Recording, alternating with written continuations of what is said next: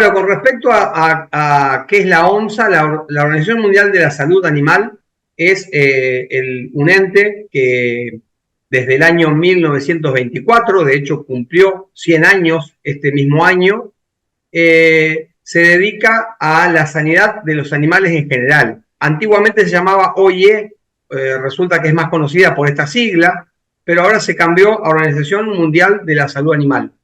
En el caso nuestro, vamos por lo que es avicultura, pero también se tratan todas las otras especies animales en estas sesiones generales y asambleas mundiales que se hacen. Como te digo, hace 100 años que la organización se fundó en 1924 y este fue los 100 años de la misma.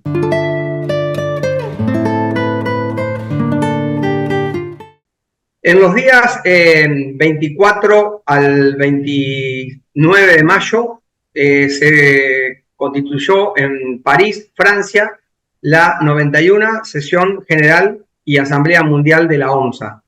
En este caso particular, como parte privada de Argentina, el doctor Javier Prida y quien les habla, participamos de dicha sección.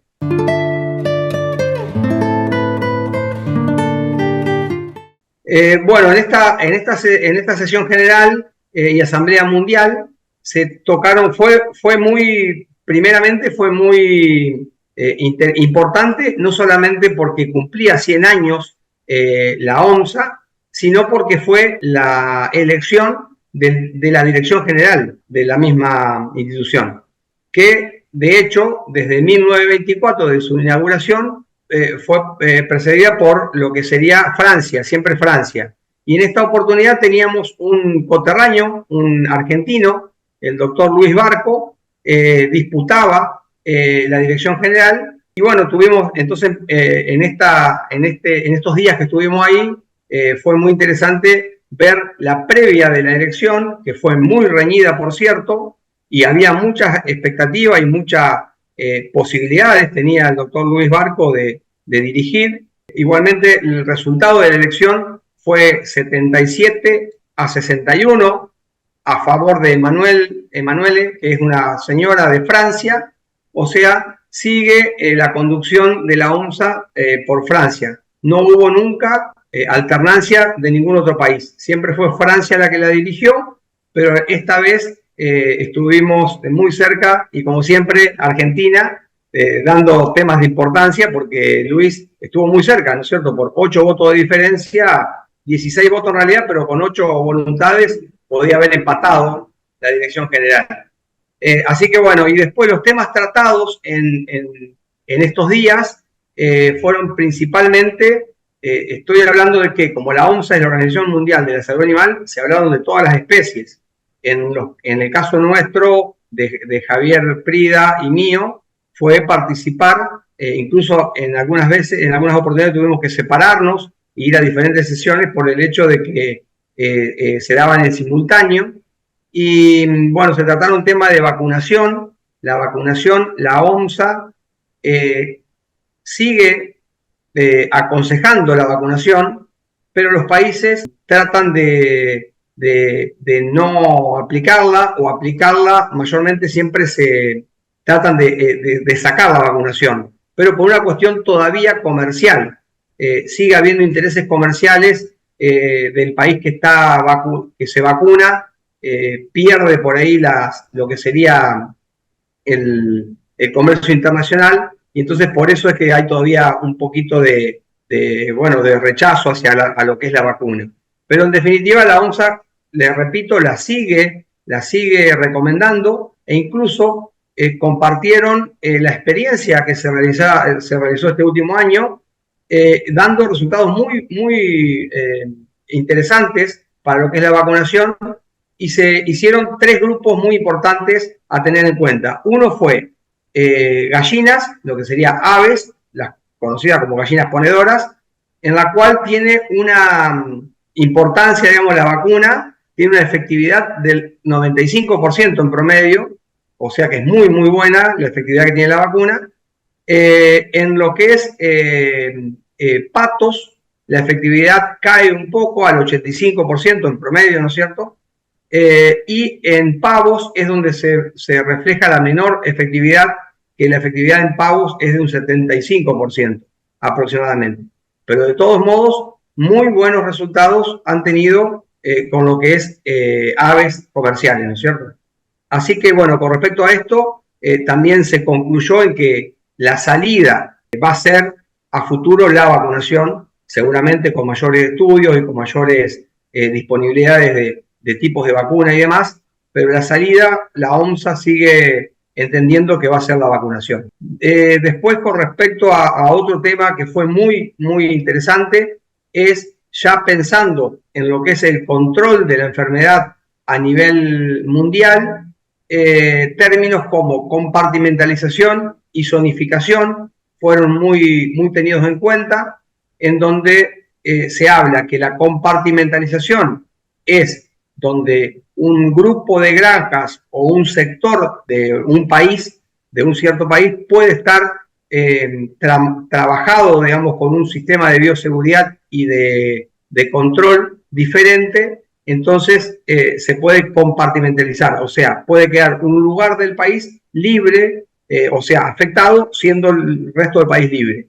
Pero hablaron también de lo que es zonificación, que ahí habla un poco, es un poco más amplio, abarca lo que es compartimentalización, se trata de dejar específicamente para lo que es genética, porque serían pocas granjas en un grupo muy reducido con un mismo sistema. Y sin embargo decían que lo ideal sería la zonificación, porque por ejemplo, lo que es de Argentina, tomaría una distribución geográfica, por ejemplo, digamos, el sur, del Río Colorado para abajo, Entre Ríos, etcétera, o así, ir diferenciándolo por provincias, por zonas que la podamos delimitar de alguna manera. Entonces eso sería la zonificación y abarcaría diferentes tipos de granjas con diferentes manejos. Inclusive hasta recomendaban y presentaban casos de zonificación en los que sería de muy fácil adopción. Hoy Argentina no tiene ni compartimentalización ni zonificación, y entonces es como que alentaban a que lo hagamos prontamente y presentándolo a diferentes países para que, ojalá nunca suceda, pero si suele haber otro caso de influenza en el país, siendo que hoy somos totalmente libres nuevamente, podamos zonificar, es decir, lo tenemos aquí, pero el resto del país es libre y seguimos con el tránsito de materias primas hacia el resto del mundo, que también nos hemos dado cuenta en este viaje que hicimos a Europa de que estamos muy bien posicionados como para poder brindar nuestros productos al mundo. Así que eso es muy, muy valedero, ¿no es cierto? Así que bueno, eso principalmente fueron los temas más importantes y tratados en las reuniones.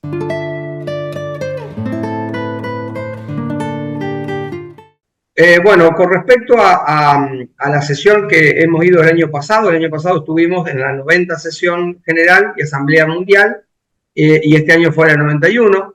La diferencia que se marcó entre una y otra es que el año pasado se tomaron exclusivamente el tema de influenza, o sea, prácticamente la OMSA se dedicó a influenza aviar, siendo de que, como les comentaba en los otros apartados, de que la OMSA es la Organización Mundial de la Salud Animal, que toca a todos los animales. El año pasado fue estrictamente, o sea, se tuvieron 2 días claves de influenza aviar, todo el tema de la vacuna, que no estaba hasta ese momento no aprobada, sino que recomendada por la OMSA. Se logró que la OMSA la recomiende, se logró desbloquear el tema de que sea una traba para la arancelaria, como para poder realizar operaciones con otros países. Y bueno, así que, y la diferencia con esta sesión es que ya estaba avanzado ese tema. Y otro tema que fue fundamental, o sea, y no se tocó, fue bienestar animal. Un tema que siempre se trata, siempre se tiene muy en cuenta, pero en este año esa sesión directamente se pasó o no hubo acuerdo para tratar el tema y se pasó de largo. Esto tendiente a que Europa, justamente, bueno, ahora ya sabemos lo que sucedió, pero Europa iba a tener cambio en el Parlamento, y que fue la semana pasada, y bueno, entonces hay advenimiento de lo que sería la derecha, o sea, tener en cuenta más lo que es la producción, las reactivaciones económicas y demás, y no tanto los partidos verdes, que por ahí eran muy extremistas en lo que es el tema de bienestar animal. Así que pensaban que podía haber inclusive hasta un retroceso de las normativas que se habían propuesto. Esto no habla mal del bienestar animal en absoluto, al contrario, nosotros desde Capia siempre lo tenemos muy en cuenta. Es muy interesante que las aves estén en buenas condiciones, bien tratadas, pero depende mucho del manejo que se realiza en la granja y no de los sistemas productivos que se adopten. Eso está totalmente claro, y bueno, creemos que quizás las sesiones posteriores ya van a hablar un poquito más de que, si bien a un ave o a cualquier animal se lo debe tratar humanitariamente, no necesariamente tenemos que definir cuál tiene que ser el sistema de producción.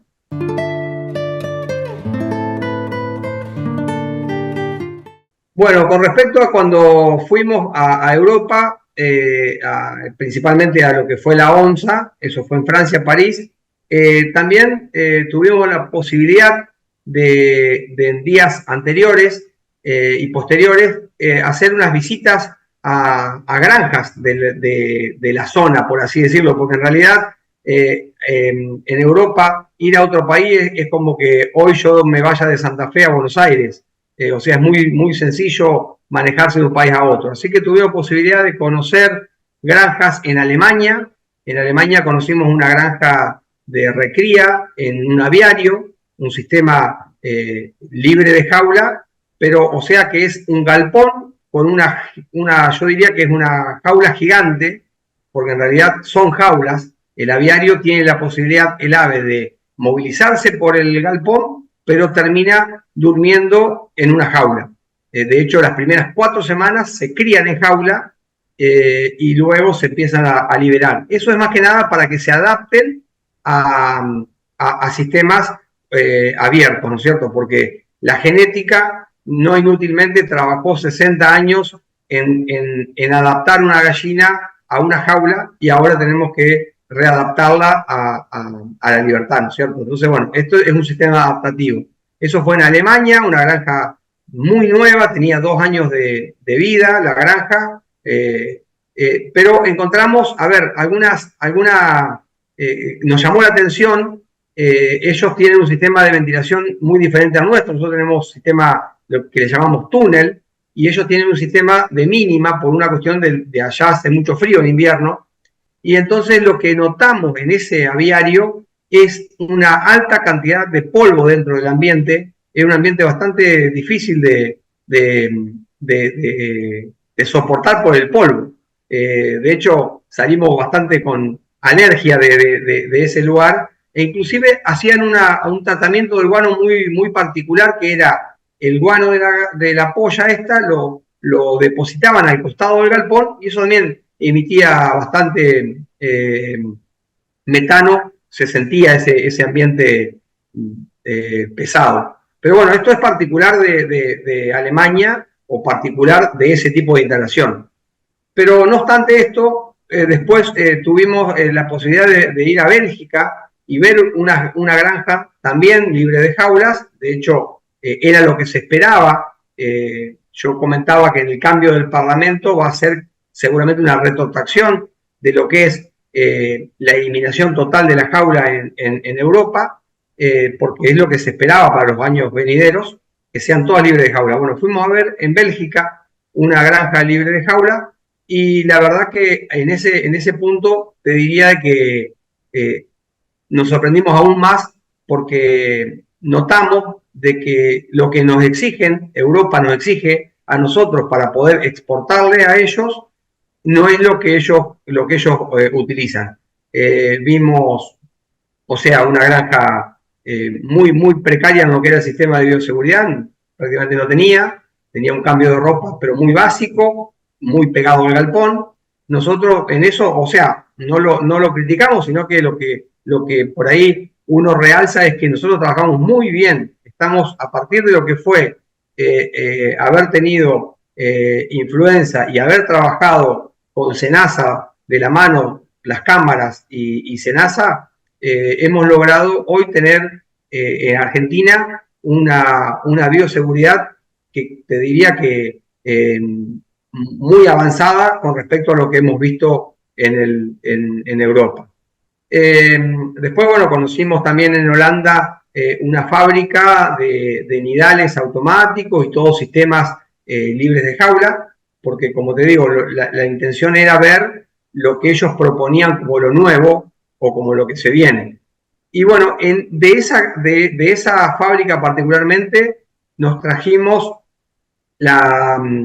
el conocimiento de que ellos inventaron, también contemplando el bienestar animal, desarrollaron una máquina que hace una tomografía computada a los huevos en planta de incubación, a los 12 días de incubación, que detecta el macho de la hembra. Entonces, por ejemplo, las cabañas avícolas que producen pollitas de postura solamente se quedan con la hembra. Con este desarrollo pueden al día 12 darle utilidad al huevo para industria de productos alimenticios para animales y quedarse exclusivamente con el huevo que va a ser una hembrita, la que van a hacer al día 21. Entonces, optimiza las plantas de incubación en casi un 50%, obviamente, porque los huevos que sacamos, y aparte que optimiza porque nacen solamente las hembras que van después a granja. Eso era algo que, si bien estaba en desarrollo en muchos lugares, en Holanda ya está probado, ya está funcionando y ya lo están haciendo en algunas empresas desarrolladoras de genética. Así que eso fue algo muy novedoso y muy espectacular de esta empresa que nos comentaba que lo está desarrollando. Y aparte, bueno, de lo que les decía, de aviarios y nidales automáticos bueno, que fueron los que tuvimos posibilidades de conocer en las otras granjas que les comentaba.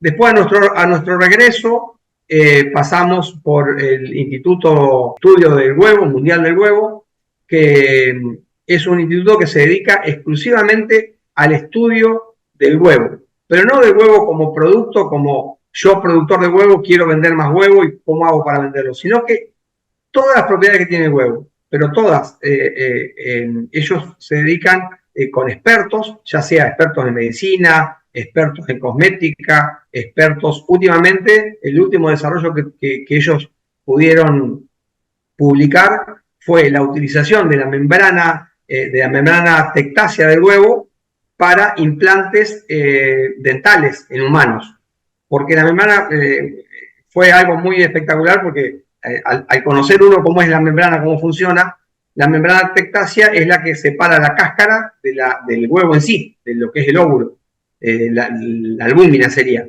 Entonces, una parte de la membrana tiene la capacidad de adaptarse al calcio, o sea, va para el lado del hueso, del diente sería, y la otra parte de la membrana tiene capacidad de adaptarse a lo que es proteína, en este caso la albúmina del huevo, entonces se adaptaría muy bien a lo que es la encía.